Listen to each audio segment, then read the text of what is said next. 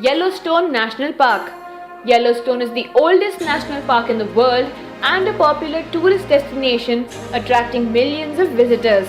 But underneath Yellowstone's famous hot spring lies a large pool of partially molten magma that is part of a sleeping underground supervolcano. Although scientists aren't entirely sure when the next eruption will occur, when it does happen, it could be truly catastrophic.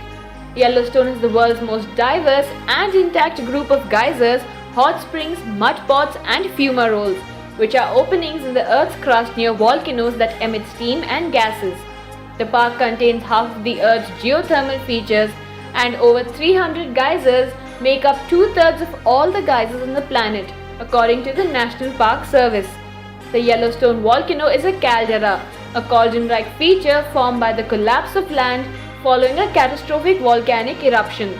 The United States Geological Survey, or USGS, estimates that Yellowstone's hydrothermal system causes an average heat flow from the caldera area 40 times greater than global average.